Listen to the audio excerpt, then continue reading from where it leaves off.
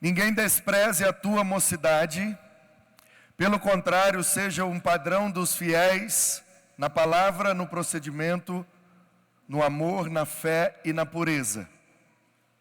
Ali está, na palavra, no trato, no amor, no espírito. Tem outra de Almeida aí, Camila? Revista e atualizada ou revista e corrigida? Essa é a corrigida fiel. Eu gosto dessa que traz esses 5 pontos. 5 pontos.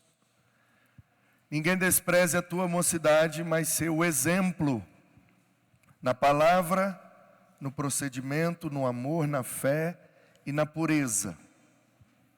Eu acho esses 5 tópicos muito bons. Orientações de Paulo a Timóteo.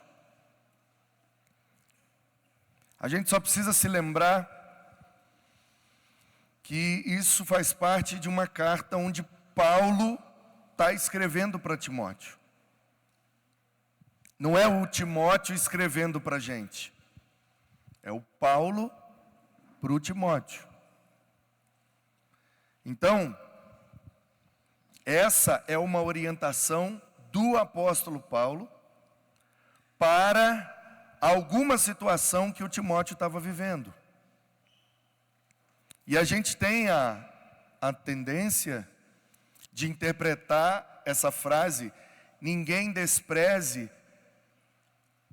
A Almeida século 21 já dá uma tradução mais dinâmica. Ninguém te menospreze por seres jovem. Essa é, de fato, a interpretação do que Paulo disse para o Timóteo.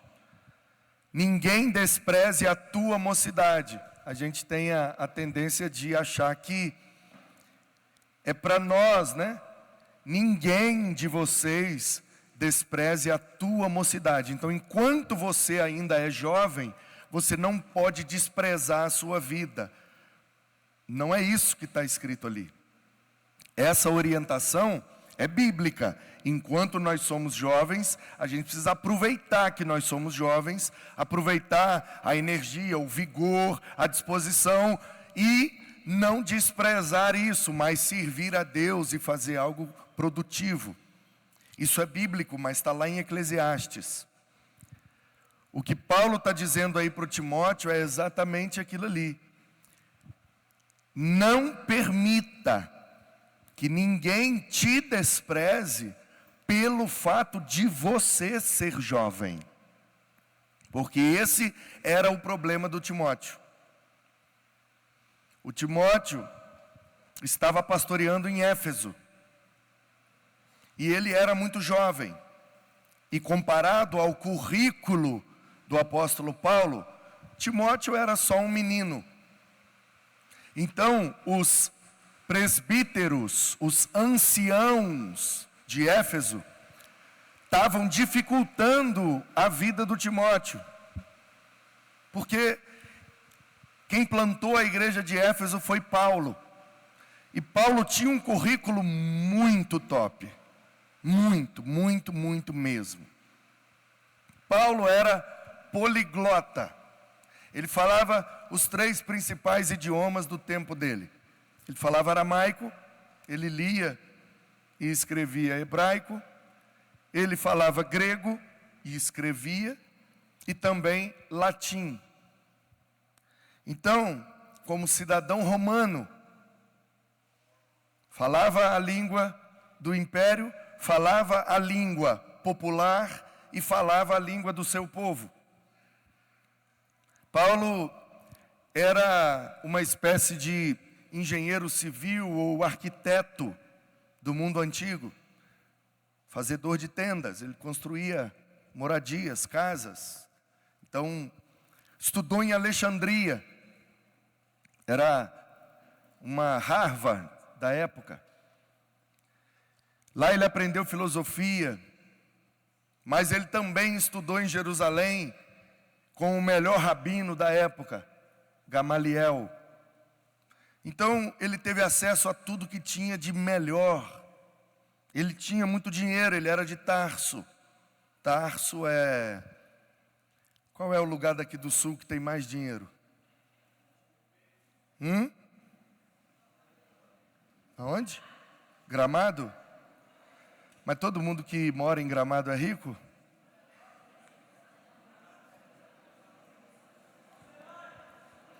Balneário? Camboriú?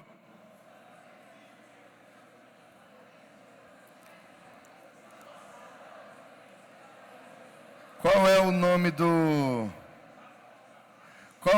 do bairro ou da praia que tem os imóveis mais caros lá em Camboriú? Hã? Pois é. Então, se fosse lá em São Paulo, Tarso seria Alphaville. Deu para entender, né? Tarso era um lugar de gente muito rica, porque ficava numa posição muito estratégica entre a Palestina, a Ásia Menor, a Grécia, Roma e o Egito ali embaixo. Então,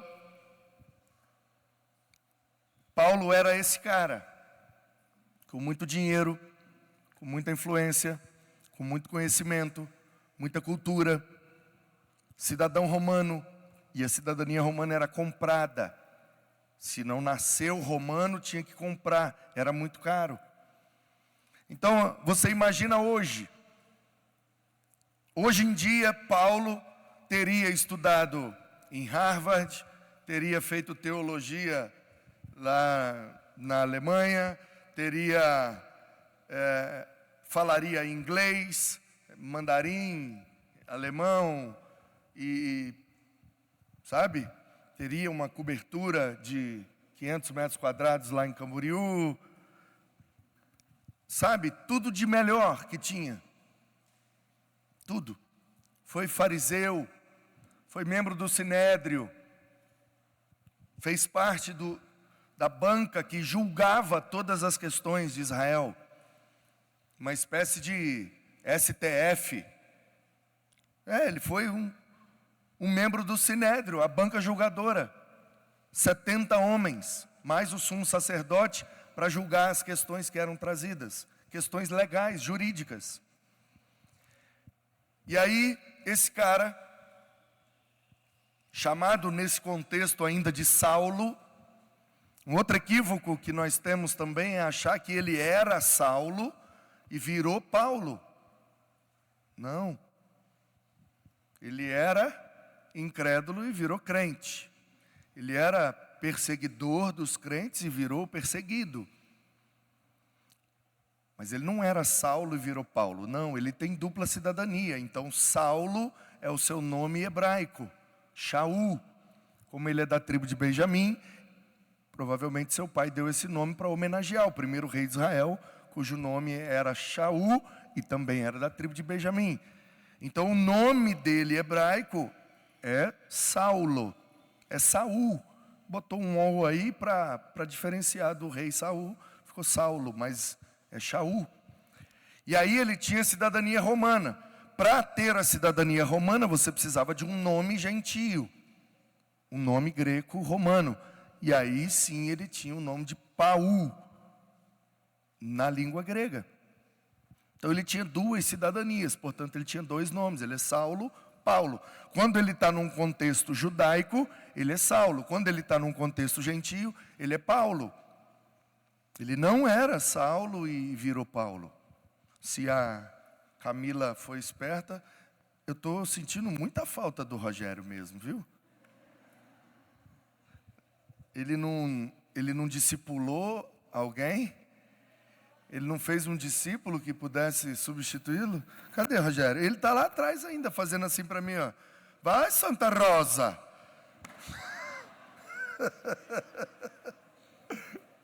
Eu quero é água, não quero tchau, não. Tá ligado? Então, Camila, é Atos capítulo 13. Você sabe que o Paulo converteu no capítulo 9.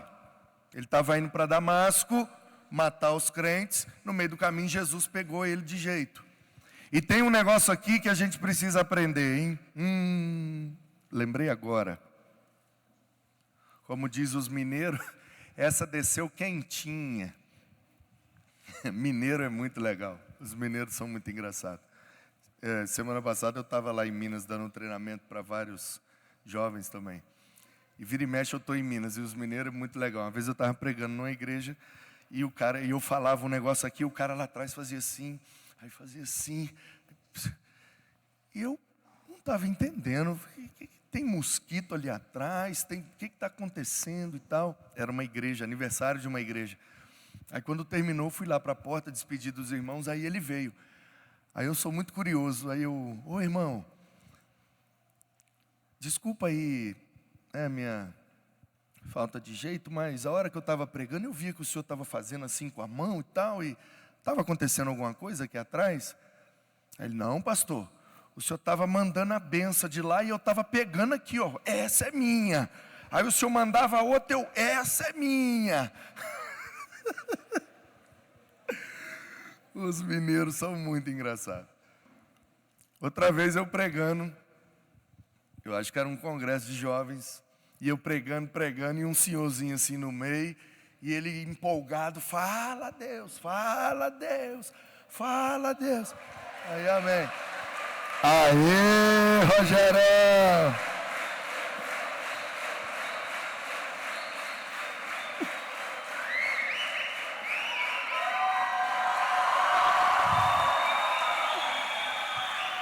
Valeu, Rogério! E viva Santa Rosa!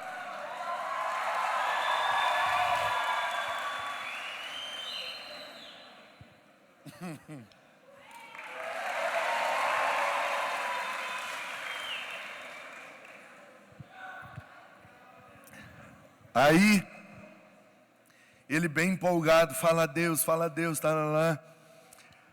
Aí eu não sei o que eu falei lá, que ele gritou, Jesus, vai rasgando que nós vamos costurando.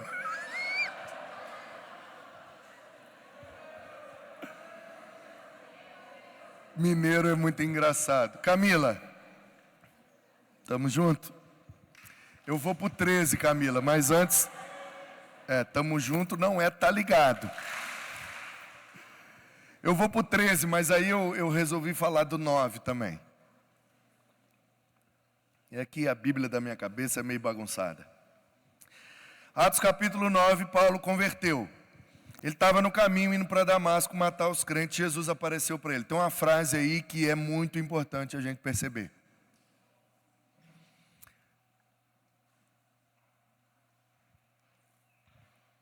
Camila, bom dia.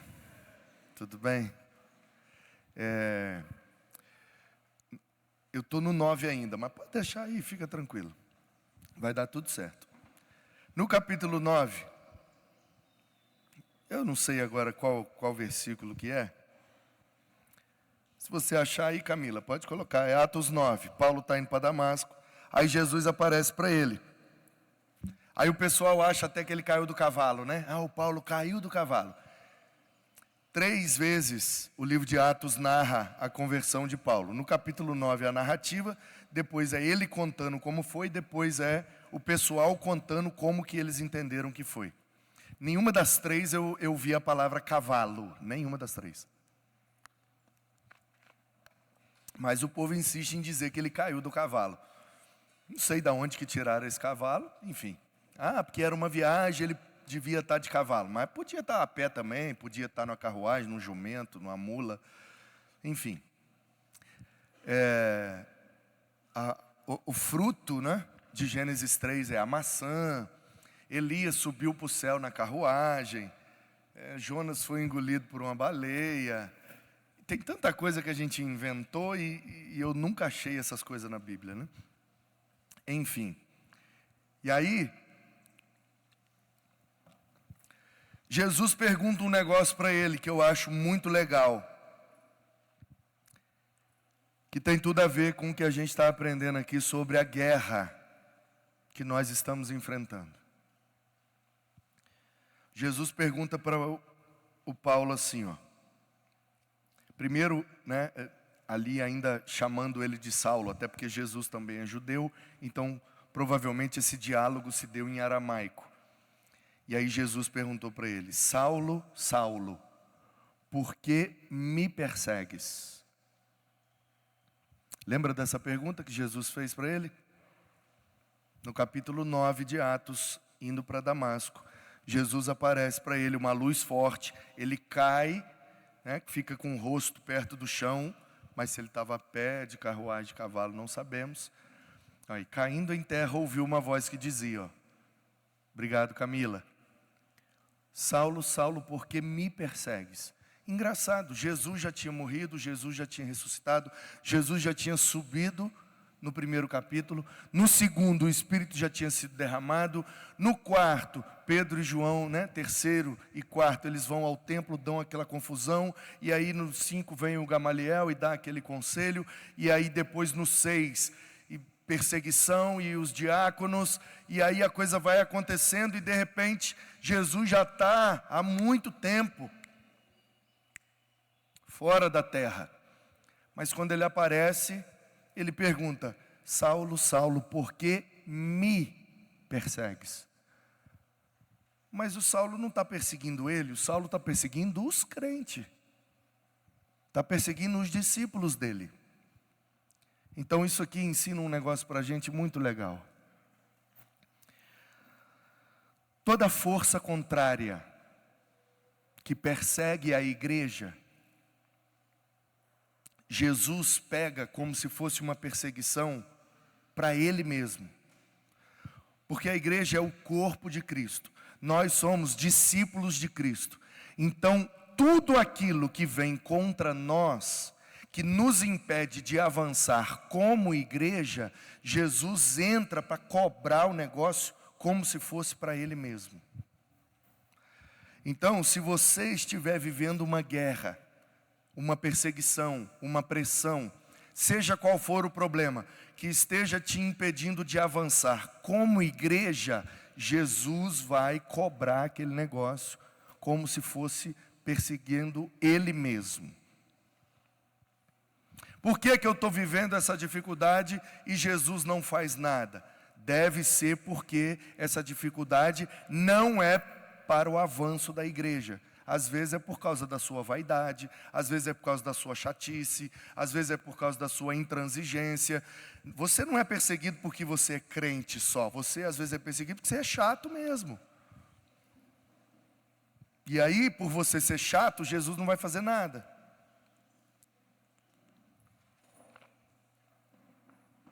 Mas, se você estiver sendo perseguido, porque você quer avançar como igreja, aí você pode ter certeza que nada vai conseguir te parar, porque Jesus vai vir e vai dizer: ei, sai da frente aí, que esse aqui é meu e eu vou conduzir conforme a minha vontade. Saulo, Saulo, por que me persegues? E aí nós conhecemos a história, né? Ele vai lá para a rua direita, e o Ananias cuida dele, e aí vai, aí chegou lá, Camila, no capítulo 13, porque o pessoal levou ele para a igreja de Jerusalém. Depois que Jesus curou a vista dele, ele foi levado para a igreja de Jerusalém, que era a maior igreja, né? Os apóstolos estavam lá, Pedro estava lá. Então o pessoal falou: a gente precisa levar esse novo convertido para uma igreja boa, que dê conta de discipular ele, porque ele é um cara muito top. Ele era fariseu, ele estava lá na hora que o Estevão, morrendo na pedrada, ele estava lá. Então é uma conversão muito emblemática, a gente tem que levar esse cara para Jerusalém. Mas quando Paulo chegou em Jerusalém, a igreja não quis recebê-lo. Você acredita nisso? Ficaram com medo. Não, esse cara aqui não. Esse cara não estava matando os crentes esses dias aí? Não, mas agora ele converteu. Quem viu? Não, não estava ninguém, era só ele. Diz ele que Jesus apareceu para ele, ele ficou cego e tal e tal. Não, a gente não acredita nisso não. Ele está fingindo que converteu para se infiltrar no nosso meio, ver todo mundo que é crente e depois ele mata todo mundo. Não, não, não, a gente não quer ele aqui não.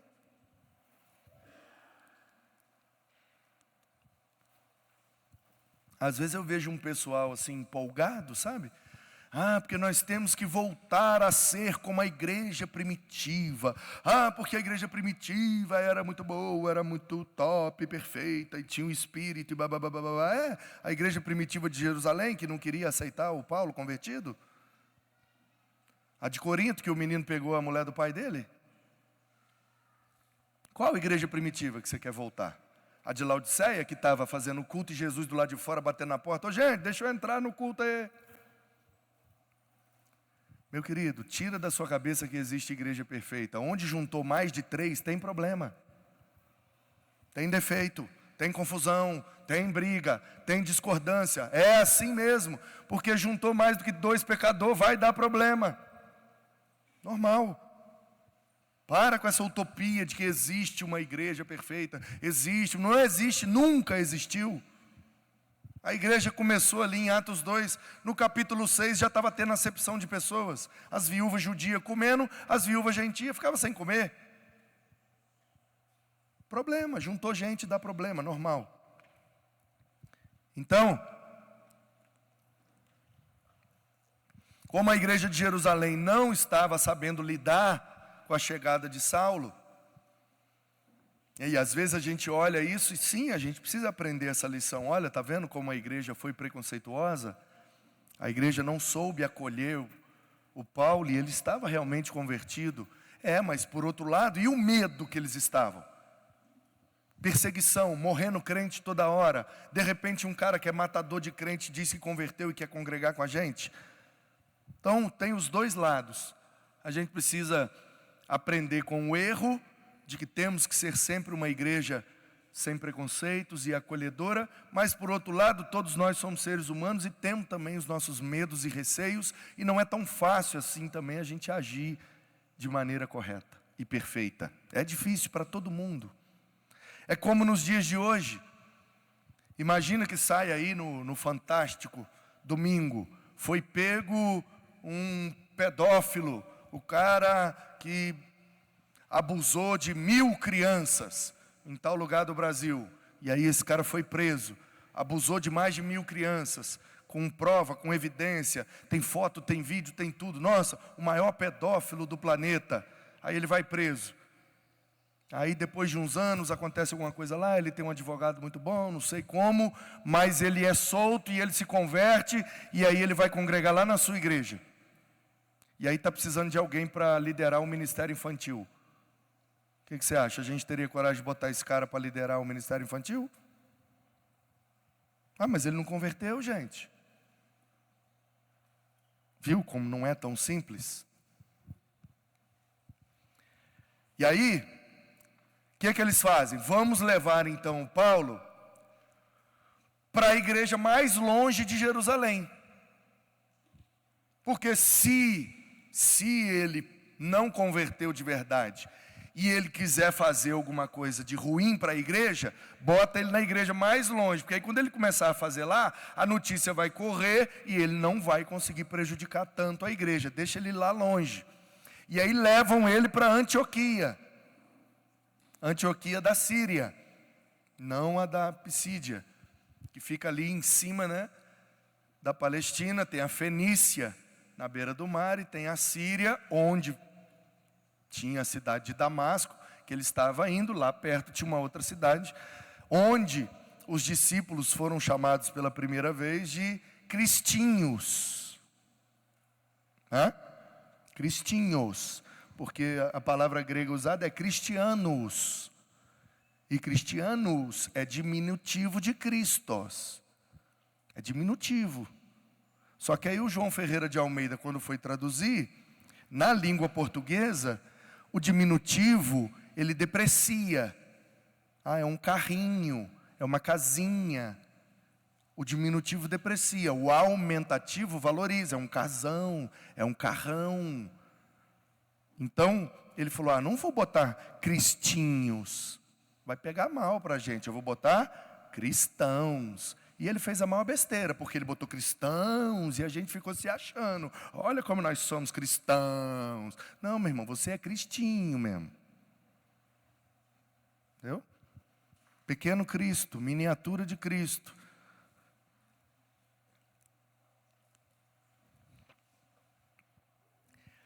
E aí, lá em Antioquia, tinha um cara que converteu e era um cara muito top.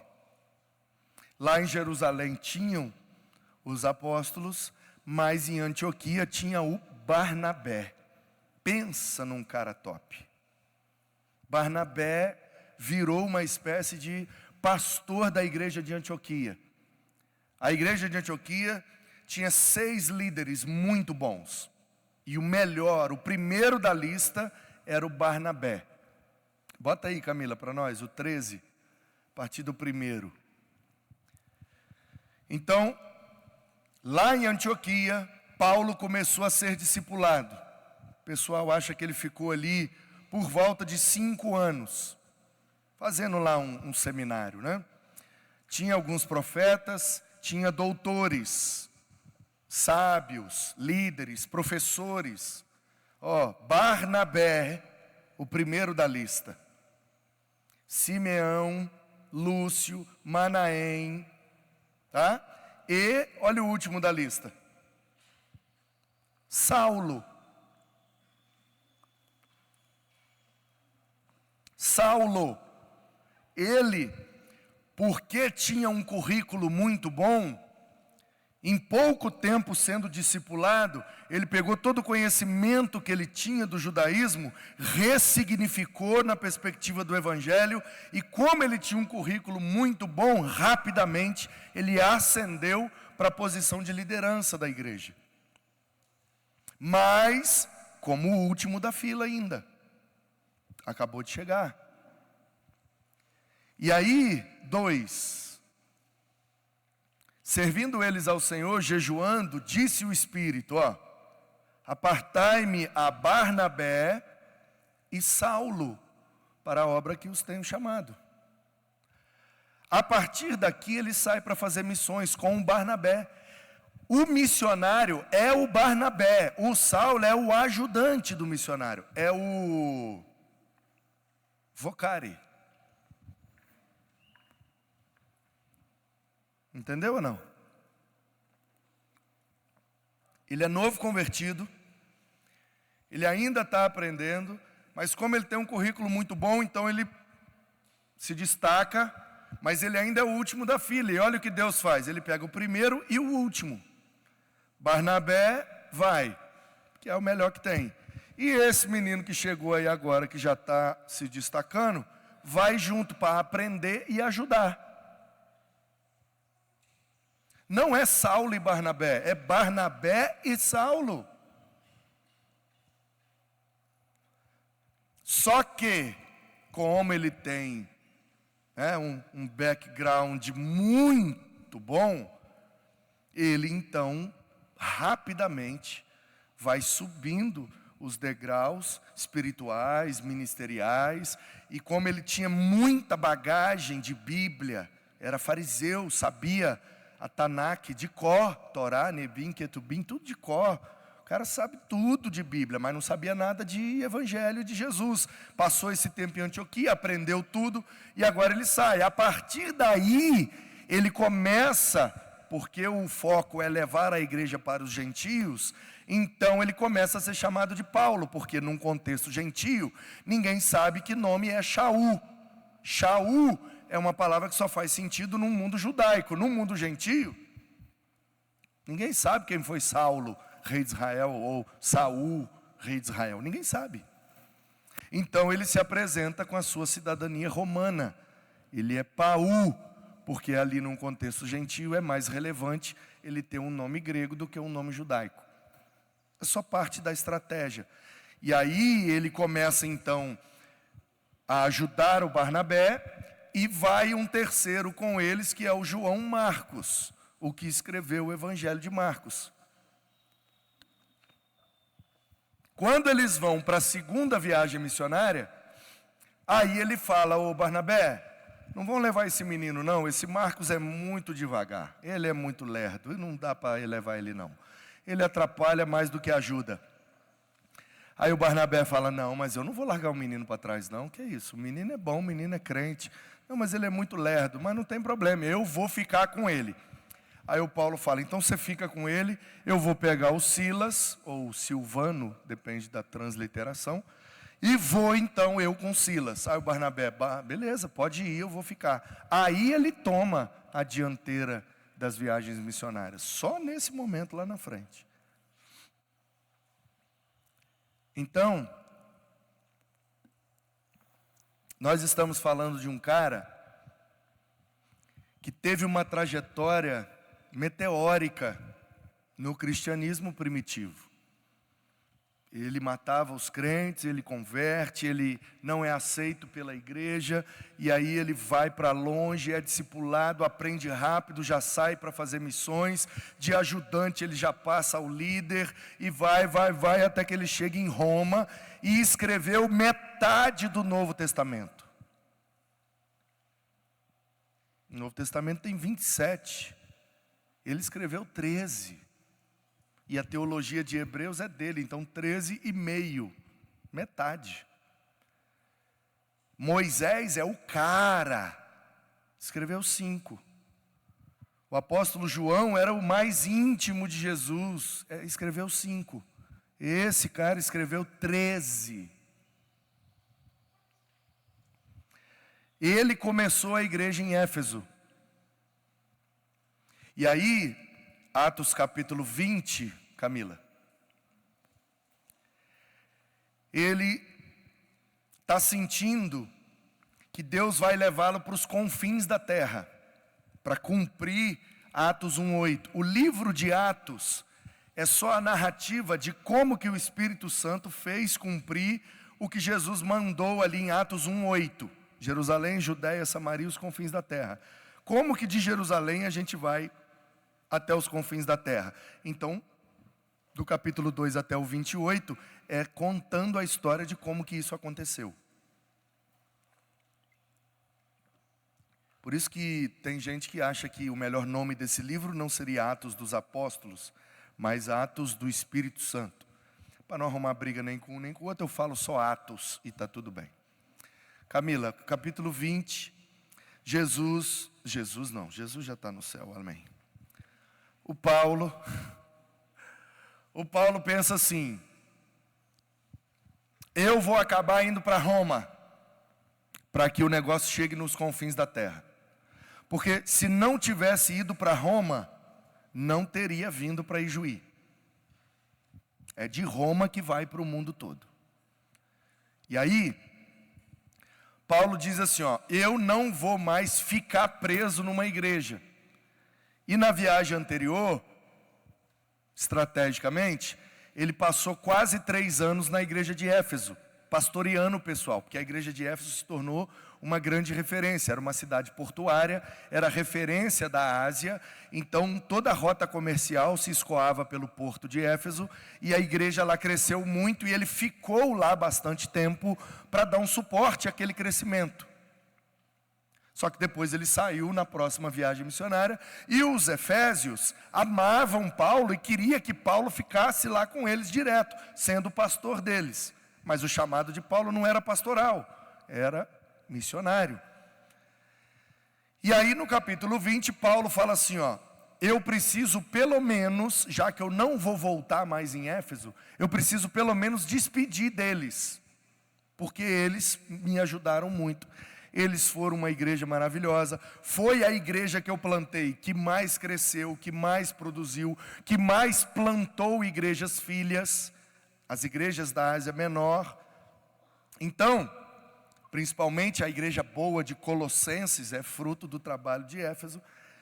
E aí, Paulo fala assim, eu preciso ter o mínimo de consideração com aquele povo, eu preciso pelo menos me despedir deles. E aí no capítulo 20 é o que ele está fazendo. Aí chega lá no a partir do 20, 21, 22, 23 e 24, Paulo chega em Troade, Mileto na verdade, né? Depois ele, no porto de Mileto, uma ilha antes de chegar em Éfeso, ele manda chamar os presbíteros, os anciãos, os líderes de Éfeso, para virem em Mileto. Ele nem quer pisar lá em Éfeso com medo do pessoal fazer uma comida gostosa, botar ele numa casa boa e não deixar ele ir embora. Ele fala, se eu pisar lá, esse povo não deixa eu sair mais. Então eu não vou nem lá, eu vou só até Mileto e de lá eu vou mandar chamá-los. E aí os caras vêm. Quando eles chegam em Mileto, Paulo fala, gente, eu chamei vocês aqui para dizer que eu estou indo embora e não volto mais. Estou sentindo que Deus vai me soprar para longe e é bem capaz de eu parar lá em Roma. E se eu bater em Roma eu não saio mais, porque certamente eles vão me matar. Mas convém que o evangelho chegue aos confins da terra. Aí os caras começam a chorar. Dizem, não, Paulo, você não pode deixar a gente, você não pode abandonar a gente, não pode, não pode. Aí ele fala essa frase que eu acho maravilhosa, no versículo 24. Né? Em nada tenho a minha vida como preciosa, senão que se complete a carreira que está diante de mim, pregar o evangelho da graça de Deus. Então Paulo, com essa frase, está dizendo para os líderes de Éfeso, eu tenho uma missão, e a minha missão não é em Éfeso. Paulo, mas em Éfeso a gente vai te dar uma vida boa. Você vai morar bem, você vai comer bem. Nós somos, hoje em dia, a maior igreja do mundo. Você vai ter uma casa pastoral top, você vai ter um salário, você vai ter carro à sua disposição com gasolina. Paulo, nós vamos te dar todos os benefícios, plano de saúde. Aí o Paulo fala, tchau para vocês. A minha vida não é preciosa para mim mesmo. Essa vida boa que vocês estão me oferecendo é muito legal, se esse fosse o meu chamado. Mas o meu chamado não é esse, então a minha vida não vale mais que o meu chamado. E aí ele abre mão de todos os benefícios que ele teria em Éfeso e continua a jornada, e nós sabemos como que terminou. Pois bem, nesse momento, Paulo está deixando a igreja de Éfeso triste, frustrada. Só que ela era a igreja com mais potencial naquele momento. Então Paulo não podia deixá-los de qualquer jeito. Aí o Paulo diz, fiquem tranquilos, eu vou mandar um menino bom pastorear vocês. Aí quem é que chega lá para pastorear eles? Timóteo. Quem é o Timóteo? É um menino mestiço. Ele é filho de uma judia com um grego. Então a mãe dele, Eunice, e a sua avó, Loide, são judias. Elas sabem um pouco de Bíblia. E é o pouco que ensinaram para ele. Mas o pai dele é grego, então ele tem uma cosmovisão, morando numa cidade com toda a influência da cultura helenista, ele é um grego. E aí, aceita Jesus, se torna um vocari de Paulo e começa a aprender a fazer missões. Só que ele está ainda naquele processo de aprendendo. Seminarista. No início do curso. E aí o Paulo vai embora de Éfeso. Uns dias depois, na casa que a igreja se reunia em Éfeso, bate um menino, vocari, bate na porta e fala, Paulo mandou eu vir pastorear vocês. Quem é você? Meu nome é Timóteo. E quem é você? Não, eu era seminarista do Paulo, vocari, e ajudava ele na missão. A maior igreja, a igreja da cidade portuária, a igreja com mais potencial, vai ser pastoreada pelo vocari. Voltou do Acanzeca e foi lá pastorear a igreja. Não, gente, é isso que está acontecendo. Imagina um menino desse que eu vi ontem aqui dos vocari. Amém.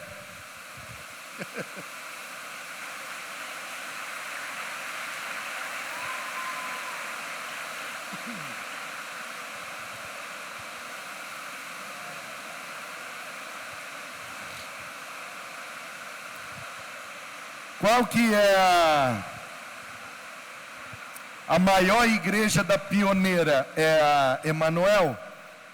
Ou uma das? Qual é? Não, para de competiçãozinha, de rixa. Estou falando assim, de maneira geral. PIB de Juí? É? Tem quantos membros a PIB de Juí? 700? Hã? 700? Ok.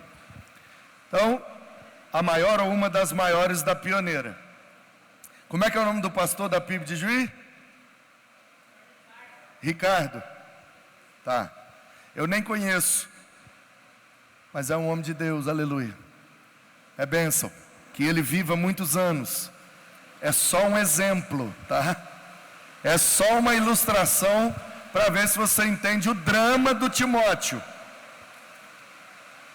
Vamos imaginar que daqui a pouco, na hora do almoço, chega a notícia. O pastor Ricardo faleceu, morreu. Aí a PIB de Juí ficou sem pastor.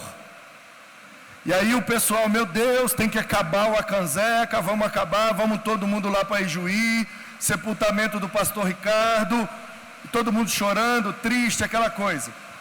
E aí quando entram no gabinete do pastor Ricardo, tá dando para me ouvir? Tá? Ei, eu estou sem retorno aqui, hein? Ei, aqui tem um pouquinho. Aí, nós estamos todos lá em Juí. Como é que é o nome do... Tem um menino Vocari aqui de ontem que disse que lavou panela. É da igreja de Juí ele? Não? É o quê? Santo Augusto. Como é que é o nome dele? Thales. Charles. Cadê ele? Fique em pé aí, Charles. Fique em pé aí, Charles. Fique em pé, Charles.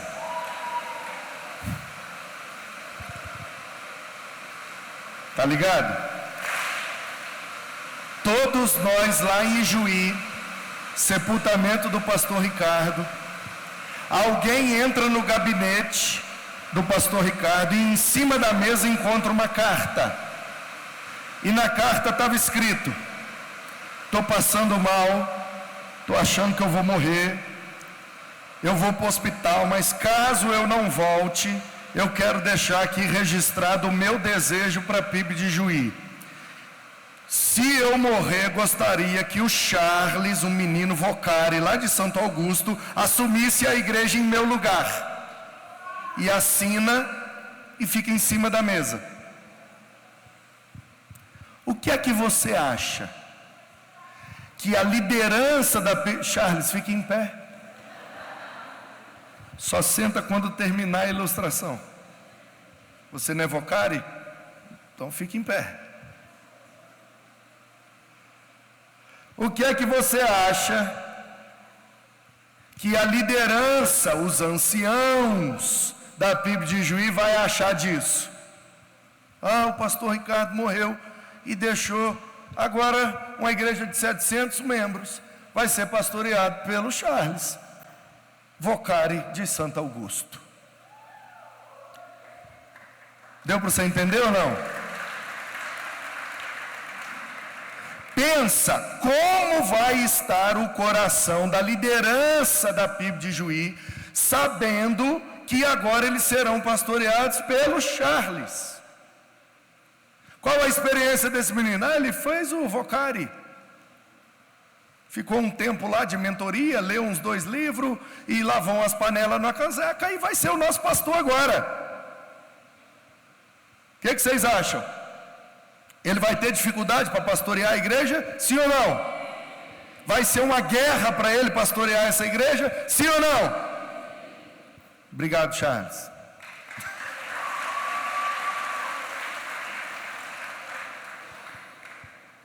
Então, meus queridos, É Zequinha que chama vocês, né? Essa é a guerra que o Timóteo está enfrentando. Ele é um menino jovem, inexperiente, que passou um tempinho com Paulo e aprendeu meia dúzia de coisas. Agora ele chega em Éfeso e diz assim: eu vou ser o pastor de vocês. Aí os presbíteros, os anciãos, os líderes de Éfeso olham um para o outro e falam: não estou acreditando que Paulo fez isso com a gente.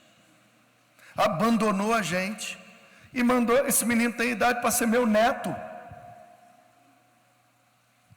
Como que eu vou ser pastoreado por um menino que tem idade para ser meu neto? Esse menino não tem conhecimento, esse menino não tem experiência, esse menino não tem ferramenta suficiente, ele não tem experiência de vida. Como que esse menino vai me pastorear? E aí o Timóteo começa a pastorear em Éfeso, tendo muita dificuldade, porque os caras não querem se submeter, porque ele é só um jovem. Aí Paulo está preso em Roma, e ele recebe a visita do Aristarco, um irmão de Colossos. E ele fala: como é que está lá a Ásia Menor? E ele dá as notícias. E uma das notícias que ele dá é: o menino lá está passando um apertado lá em Éfeso, hein? A turma lá é casca grossa. Você conhece bem aqueles presbíteros lá de Éfeso. Os caras são difíceis. E o menino está tendo dificuldade de pastorear eles lá. Eles não estão respeitando o menino, não. O menino está sendo praticamente desprezado.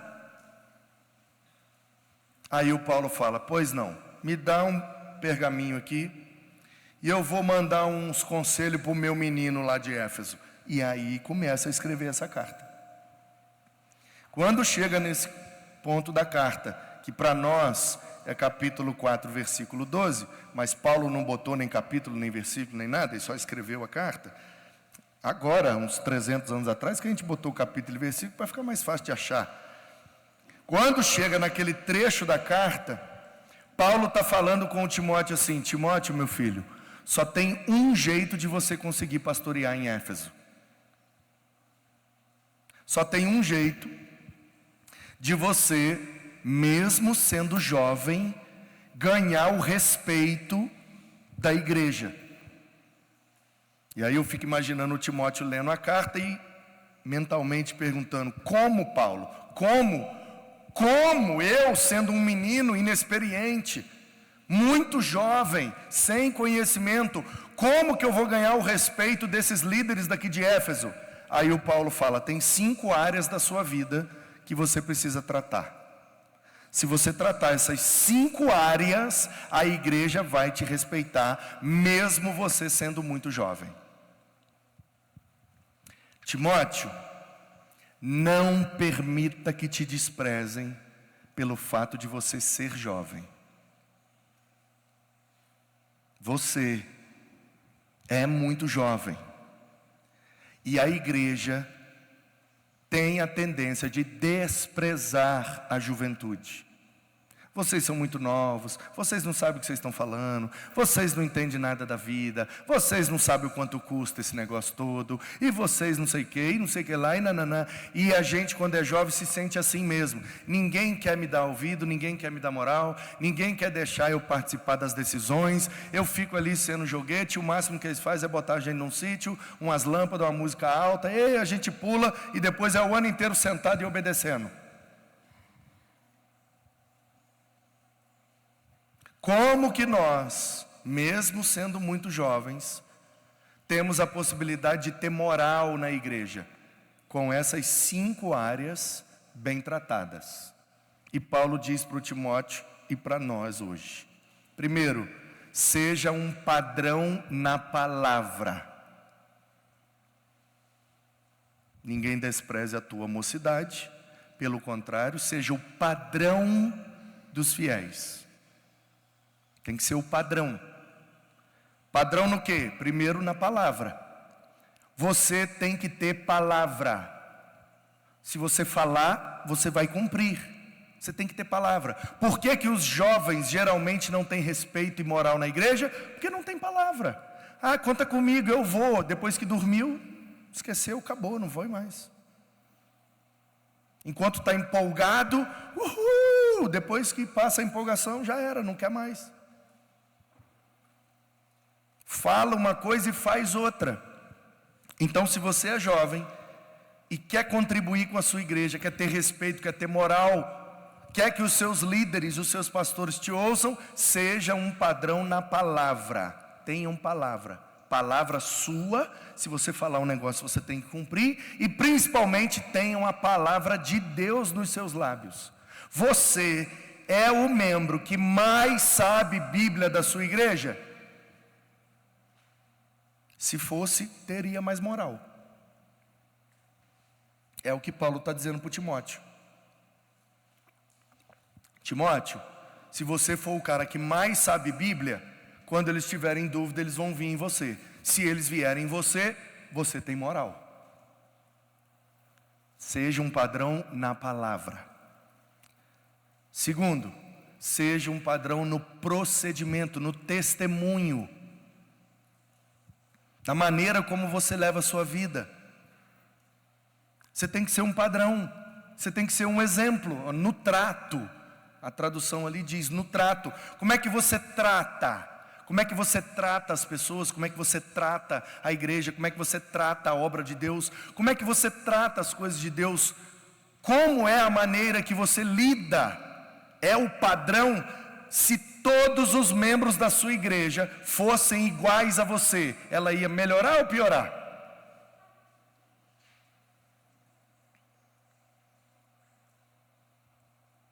Se você for um padrão no que você fala, se você for um padrão no que você faz, e aí vem o amor.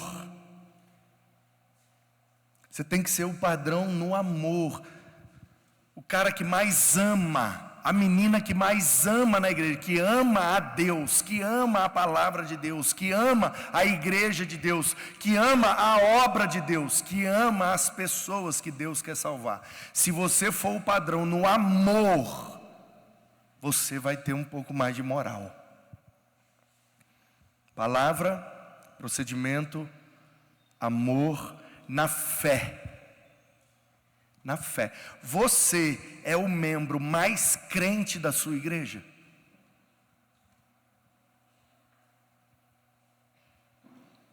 Quando o seu pastor está pregando e ele quer dar um exemplo de fé, ele cita seu nome?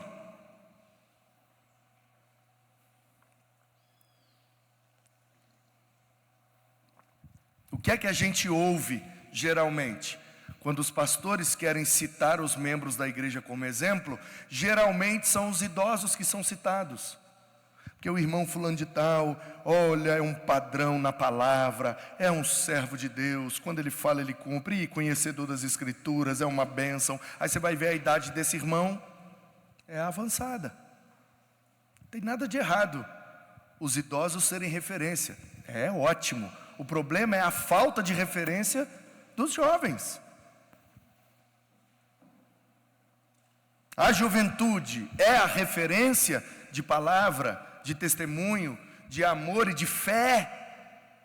Quando tem uma situação complicada na igreja, olha irmãos, nós estamos enfrentando, é um desafio terrível, é uma dificuldade que nós nunca vivemos, nós precisamos de um exército de oração. A partir daí o pastor vai chamar quem para ajudar? Os jovens. Quero convocar aqui todos os nossos adolescentes, que serão o nosso exército de oração, porque aqui na nossa igreja, quando os adolescentes oram, a coisa acontece. É assim? Não, quero chamar aqui a irmã fulana, o irmão ciclano, o beltrano, que são homens e mulheres de oração, homens e mulheres de fé, e eles vão orar, e nós seremos um exército orando junto com eles. Percebe? A referência é sempre os mais velhos. Por quê? Por que que você não pode ser uma referência de fé e de oração na sua igreja? Ah, pastor, eu sou muito novo. E daí o Paulo está dizendo que tem como, mesmo sendo novo, se tornar um padrão, virar referência.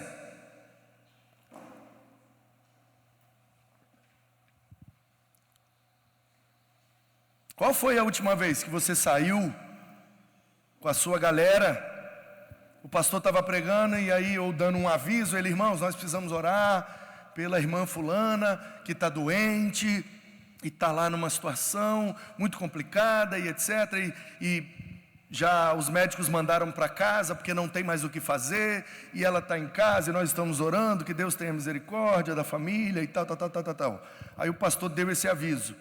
Aí você juntou sua galera, a galera que foi numa canzeca: chega aqui, nós vamos lá na casa da irmã fulana agora, depois do culto, e nós vamos orar por ela. Aí vocês foram lá e oraram, e a mulher foi curada e não morreu nada. Qual foi a última vez que aconteceu isso? Que um grupo de adolescentes saiu para orar por uma pessoa, a pessoa foi curada, veio na igreja e deu testemunho. Gente, eu quero aqui agradecer os nossos adolescentes que tiveram lá em casa, oraram por mim, botaram a mão na minha cabeça e eu fiquei curada e eu não morri por causa da oração desses meninos. Esses adolescentes nossos são uma bênção.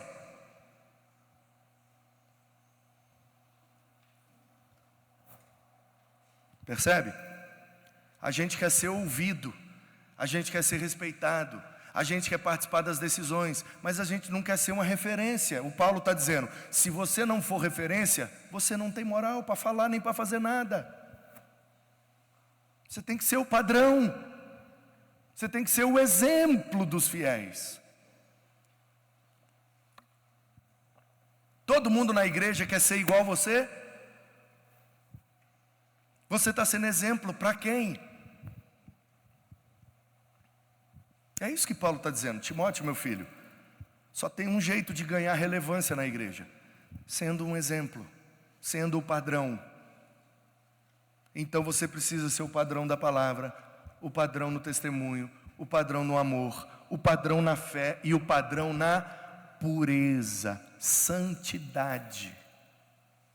Os adolescentes,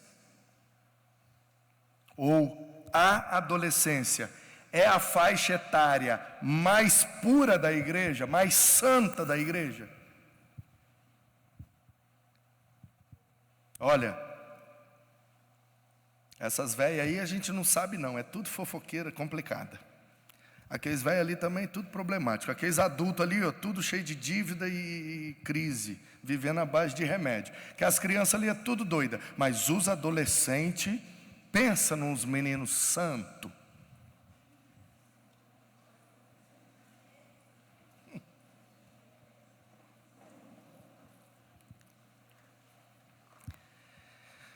Timóteo enfrentou uma guerra. A guerra do Timóteo era: como me tornar relevante na minha igreja, mesmo sendo muito jovem. E a orientação de Deus, através de Paulo, foi: seja o exemplo. No que você fala, no que você faz, no que você ama, no que você crê e no que você deixa de fazer. Seja um exemplo e você vai vencer essa guerra. Como é que a gente sabe que o Timóteo conseguiu vencer a guerra? Muito simples. Aqui nós estamos mais ou menos no ano de 62 depois de Cristo. Paulo morre em Roma. Os apóstolos já estão morrendo, e o mais novo ainda está vivo, e no final de sua vida, já perto do ano 90, ele vai pastorear a igreja de Éfeso. O último apóstolo que ainda está vivo, chega para pastorear a igreja de Éfeso, para suceder o Timóteo. O nome dele é João. Ali ele escreve o evangelho. Ali ele escreve 3 cartas. Só que a igreja de Éfeso era a maior e mais relevante igreja do final do primeiro século. Tanto que o pastor dela é preso e condenado à prisão perpétua de segurança máxima. Onde era isso no Império Romano? Na ilha de Patmos. Portanto, quando João escreve o que Jesus revelou, o Apocalipse, Ele está em Patmos, a prisão perpétua de segurança máxima para os piores bandidos do império. Se ele é preso ali, ele não foi nem para Roma, ele foi para Patmos. Isso significa que ele era considerado um bandido de alta periculosidade, muito perigoso para o império. E isso demonstra que a igreja dele era muito relevante na sociedade. Portanto, se João pegou uma igreja muito relevante em Éfeso, é porque ele sucedeu o ministério do Timóteo. Deus quer usar você, mesmo você sendo muito jovem. Você pode vencer essa guerra, mas você precisa se tornar o padrão dos fiéis, o exemplo na palavra, o exemplo de testemunho, o exemplo de amor, exemplo de fé e exemplo de santidade. Se você for um exemplo, você vence essa guerra e Deus vai te usar de forma extraordinária. Assim como ele usou Timóteo.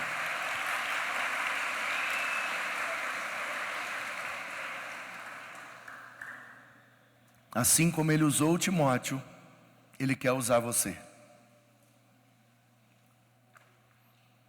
Mas você precisa topar, você precisa aceitar, você precisa querer se tornar o padrão. Se você tiver essa coragem, se você quiser topar esse desafio para vencer essa guerra, eu queria orar com você agora. Eu não sei qual dessas 5 áreas você precisa ser tratado, você precisa ser corrigido. Deus precisa fazer uma obra. Ai, pastor, essa área aqui tudo bem, essa outra também, mas tem essa daqui que para mim ainda é muito difícil. Vamos orar e Deus vai te dar poder para vencer. Mesmo sendo muito jovem, você será um exemplo, você será um padrão. Porque se não fosse possível, Deus não tinha deixado isso na Bíblia. Se está na Bíblia, é porque é possível. Não é fácil, mas é possível. Então é por isso que nós vamos orar. Se você quer orar por isso, se você é um jovem que sente que você podia ser mais usado por Deus, mas o que te impede de ser mais usado por Deus é porque sua vida não é um exemplo, você ainda não é um padrão, mas você pode se tornar. Note bem, Deus não está te chamando para a perfeição, Deus está te chamando para o padrão. Timóteo certamente não foi um pastor perfeito, mas ele foi um pastor padrão, ele foi um exemplo para aquela comunidade. Deus sabe que a gente não consegue ser perfeito, mas a gente consegue ter palavra, a gente consegue ter bom testemunho, a gente consegue amar, a gente consegue ter fé e a gente consegue viver em santidade. Perfeito a gente não consegue, mas a gente consegue essas 5 coisas. Então, se você deseja isso, fique de pé aí no seu lugar e ore junto comigo.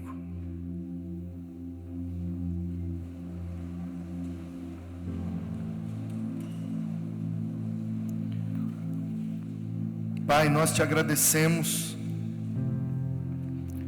porque naquele caminho de Damasco, o teu filho teve um encontro com Saulo.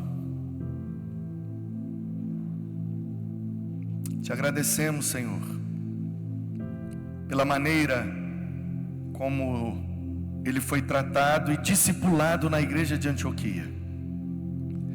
Te agradecemos porque o teu Espírito chamou para ele ser o ajudante de Barnabé. Depois o Barnabé recuou e permitiu que ele liderasse as viagens missionárias. E ele plantou a igreja de Éfeso numa dessas viagens. Ficou lá em Éfeso alguns anos. Depois se despediu deles e cumpriu a missão. Te agradecemos, porque pelo poder do teu Espírito, Paulo cumpriu a sua missão. Lucas registrou essa história e nós te agradecemos pelo registro de Lucas. E Paulo também registrou os seus conselhos para o jovem pastor Timóteo. Nós te agradecemos porque nesse processo todo o Senhor inspirou, o Senhor preservou, o Senhor cuidou, o Senhor fez com que esses conselhos chegassem até nós nessa manhã e fosse-nos o alimento sólido da tua palavra. Muito obrigado, Deus, pela vida do Timóteo, que leu essa carta e obedeceu esses conselhos e fez um lindo ministério na igreja de Éfeso. E nessa manhã nós agradecemos ao Senhor porque essa história nos inspira, porque essa foi a história de Paulo, de Timóteo, lá no primeiro século. Mas nós estamos escrevendo a história, porque a igreja ainda não acabou. Ela começou lá, mas ela ainda está acontecendo. E enquanto teu filho não voltar para nos buscar, a igreja continuará cumprindo a sua missão na terra. Nós estamos escrevendo o capítulo 29 de Atos. Nós estamos continuando essa história. Onde nós estamos? Porque de Roma e de Éfeso foi se espalhando até que um dia chegou no Brasil, até que um dia chegou no sul do país, até que um dia chegou em Juiz, se espalhou ao redor. A igreja chegou aqui nesse lugar por causa do ministério desses homens de 2000 anos atrás. Portanto, nós não queremos ficar de fora dessa história.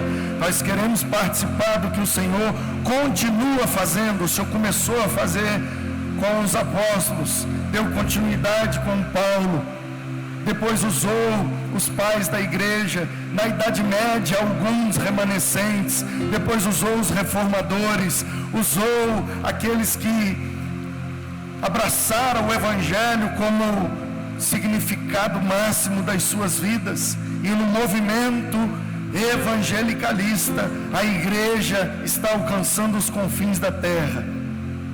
Nós aguardamos a volta do Senhor, mas enquanto o Senhor não volta, nós queremos continuar essa história, a história da expansão do Evangelho, a história do crescimento do reino de Deus. Que o Senhor não nos deixe de fora do que o Senhor está fazendo nesse tempo. Queremos participar com as nossas palavras, com o nosso testemunho, com o nosso amor, com a nossa fé e com a nossa santidade. Não deixe a juventude de fora do que o Senhor está fazendo no mundo. Use os adolescentes com palavra, com bom testemunho, com amor, com fé, com pureza.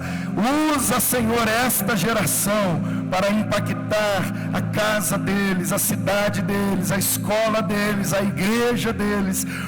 Usa, meu Deus, assim como o Senhor usou Timóteo, para que esta geração seja alcançada pela tua graça, mediante o poder do teu Espírito, na pregação do teu Evangelho. Não deixe esses meninos de fora, Senhor. Use-os para a tua glória, com poder e com graça, em nome de Jesus. Amém, amém, amém. Que Deus te abençoe, que Deus te use, que você seja o Timóteo da sua igreja, que você seja a referência, que você seja o padrão, o exemplo para a glória de Deus.